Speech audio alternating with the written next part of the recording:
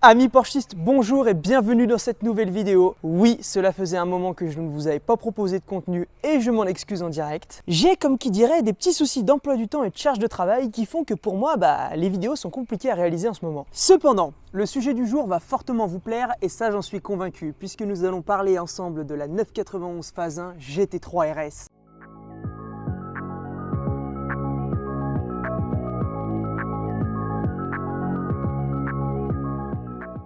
Il n'y a rien à dire, cette voiture, c'est vraiment un autre monde. Pour rappel, nous sommes sur un moteur de 4 litres développant la puissance colossale de 500 chevaux, le tout sur les roues arrière. Regardez cette carrosserie aérodynamique, rien n'est laissé au hasard, tout est super technique.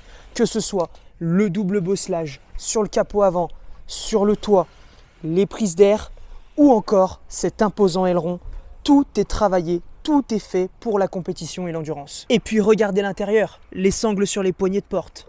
L'arceau-cage juste derrière, très imposant.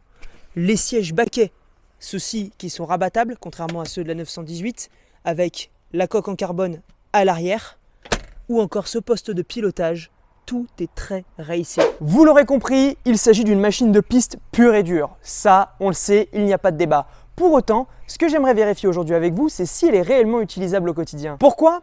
Eh bien parce que la marque Porsche est une marque dont toutes les voitures sont très polyvalentes, endurantes et surtout utilisables au quotidien. En Allemagne par exemple, beaucoup utilisent leur Porsche au quotidien et vous savez quoi ? Ça passe sans aucun problème. Alors pourquoi les gens en France ont peur de les utiliser ? Le fait qu'elles soient utilisables au quotidien est acté, ça tout le monde est d'accord. Pour autant, est-ce que c'est toujours vrai lorsque l'on utilise l'un des modèles les plus extrêmes de la gamme ? C'est ce que nous allons vérifier en testant la GT3 RS sur plusieurs terrains. On va aller se garer en ville pour pouvoir la tester justement dans les parkings.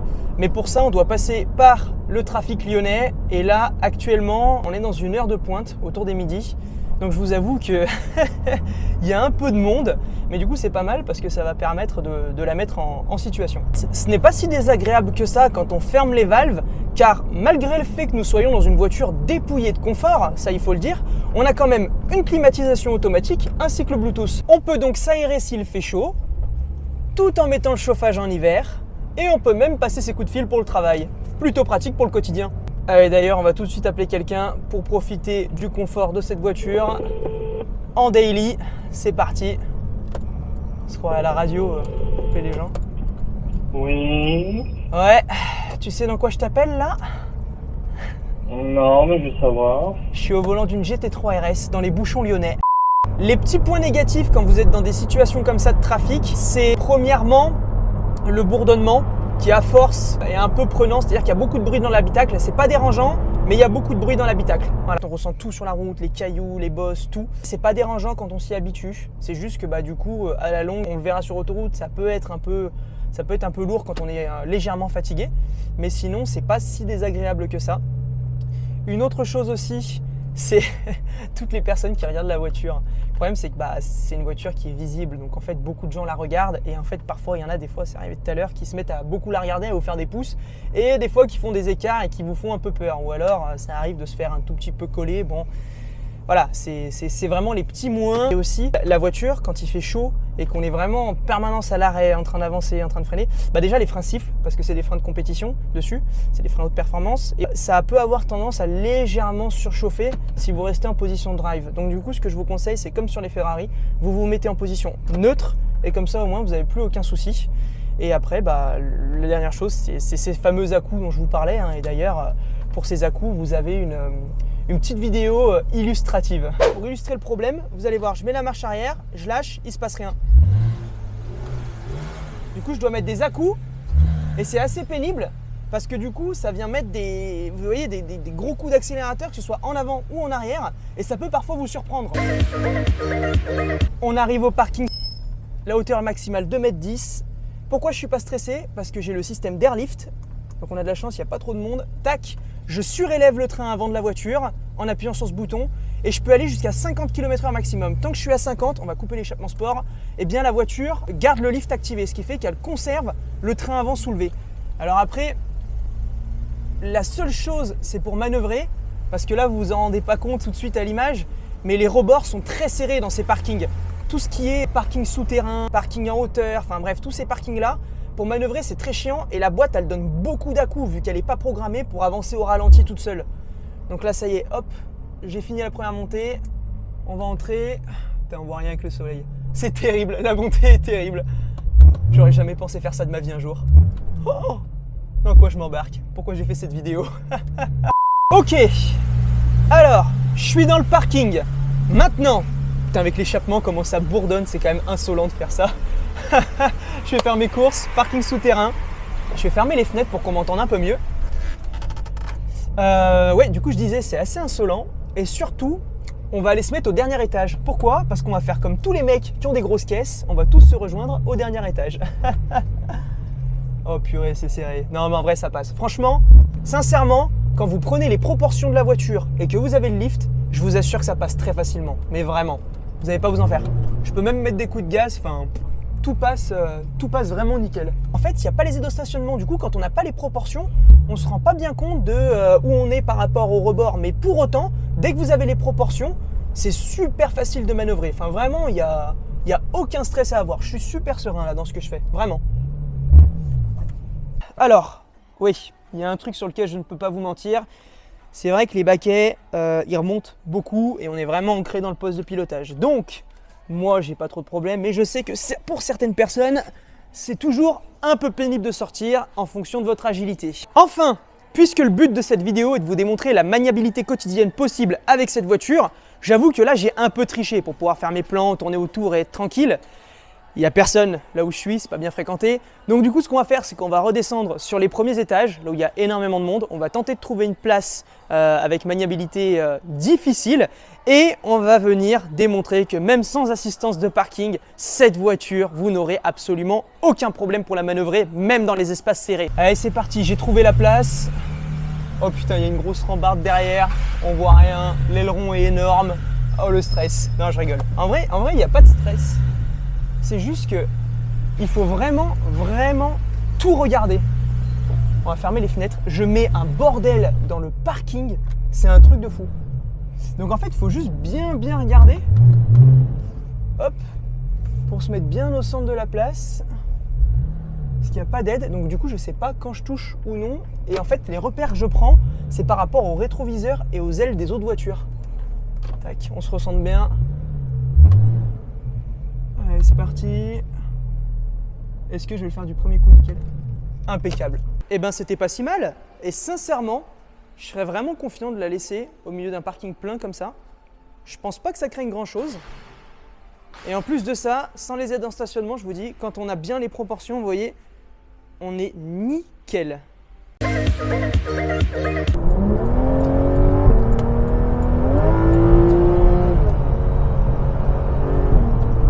On est sur autoroute. Alors, la moyenne, grosso modo, c'est du 12 litres au 100. Voilà, grâce à la PDK, quand on est sur le 7e rapport au régulateur. Et comme on a un réservoir de 90 litres, c'est pas négligeable parce que ça vous permet quand même de faire, je dirais bien 500-600 km sans trop vous poser de questions. Par contre, c'est vrai que quand on commence à fatiguer, comme là à peu près en fin d'après-midi, il fait très chaud, tout ça, bah en fait, on supporte moins facilement la voiture dans le sens où, comme on ressent toutes les imperfections de la route, ce que je vous disais au début de cette vidéo, et bien dès qu'il y a une irrégularité, et ben en fait vous allez le ressentir dans la direction et ça va vachement bouger. Donc du coup, quand on est fatigué, on a envie plutôt d'avoir quelque chose de stable. Chose que du coup on n'a pas puisqu'on est dans une voiture de course avec laquelle on doit batailler avec le volant en permanence dès qu'il y a la moindre irrégularité sur la voiture. Je viens de sortir de l'Intermarché, j'ai fait quelques courses de célibataire parce qu'elles sont assez légères et du coup je vais vous montrer la capacité de l'espace de rangement. De quoi faire un apéro, des chips, du sirop, des cacahuètes, du rosé, indispensable, un peu de pain, beaucoup de bière parce qu'on est célibataire, le café et c'est parti. Capot carbone, hop, et vous verrez que tout rentre normalement sans trop de problèmes. On peut même en rajouter, hop, et ben voilà, impeccable. Comme vous pouvez le voir, je peux même encore rajouter 2 sacs par-dessus, quelques vestes, et surtout, ce n'est pas le seul espace de rangement. Comme je vous le disais au début de cette vidéo, l'avantage de ces sièges, c'est qu'on peut les rabattre. Du coup, on accède encore plus facilement à la plage arrière ainsi qu'au siège arrière, bon, qui sont inexistants pour le coup, mais du coup ça vous permet de mettre des sacs ici, de les glisser, l'arceau viendra les retenir, on peut également avancer un peu plus le siège pour avoir encore de l'espace, et surtout, regardez la plage arrière, il y a vraiment de quoi faire. Donc autant vous dire que le manque de place n'est pas une excuse pour cette voiture. L'avantage sur un parking de supermarché, c'est qu'il n'y a pas trop de problème de maniabilité, surtout quand vous êtes insolent comme moi et que vous prenez 3 places. Mais pour autant, pour les courses, c'est validé. Du coup, je vais aller décharger tout ça chez moi et on va se retrouver sur les petites routes pour aller la tester. Sur route plate, cette voiture est une véritable arme de guerre et on ne peut absolument pas résister à la tentation de rouler de manière sportive. C'est obligatoire.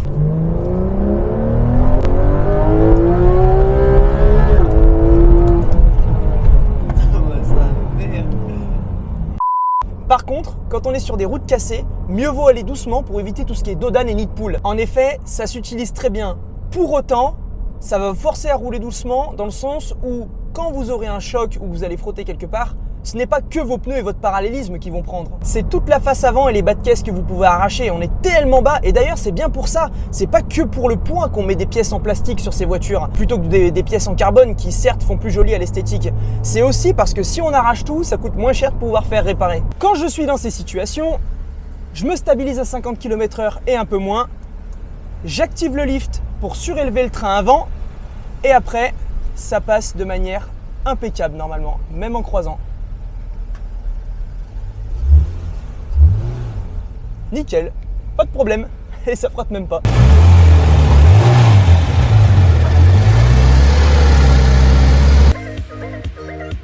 Je ne vous parlerai pas de stabilité et encore moins de tenue de route par temps froid et pluvieux. Ça n'aurait servi à rien puisque la voiture est la plus stable du monde avec des pneus très haut de gamme et surtout elle est conçue pour l'endurance, les 24 heures du Mans et les conditions extrêmes. Pour moi, c'est une voiture qui peut très bien s'utiliser au quotidien. Pour autant, au vu de sa valeur et de sa conception, ça va dépendre de la gestion du stress de chacun. Premièrement, parce que vous allez forcément lui mettre des kilomètres et qu'elle va consommer à fond. Deuxièmement, elle est très visible et du coup tout le monde tourne autour en permanence. Troisièmement, vous allez devoir passer très lentement presque de partout dans les zones urbaines. Quatrièmement, il faudra redoubler de vigilance parce que il n'y a aucune aide au stationnement. Cinquièmement, ça va être du stress permanent pour certains en étant garés dans les espaces publics. Bref, techniquement, ça s'utilise au quotidien. Pour autant, dans les faits, je sais que personne n'osera jamais le faire. Est-ce qu'on peut dire que j'ai réalisé ce que personne n'a jamais osé faire? Bon, remarque, ça serait fou, comme ça au moins j'aurai enfin le droit à mon petit article dans Turbo et dans RS Mag.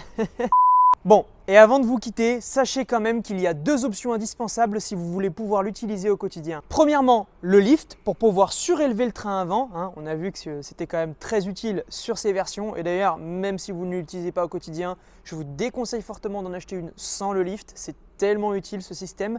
Et deuxième accessoire indispensable, le réservoir de 90 litres. Pourquoi? Parce que ça va vous éviter de passer H24 à la station. Comme d'habitude, j'espère que cette vidéo sur cette GT3 RS vous aura plu. Faites-le moi savoir dans les commentaires, c'est important d'avoir vos retours. Je tâche de toujours répondre à tous les commentaires sur toutes les vidéos et ce, peu importe le temps. Et puis pour moi, je vous dis à très vite pour la prochaine vidéo. Portez-vous bien. Ciao!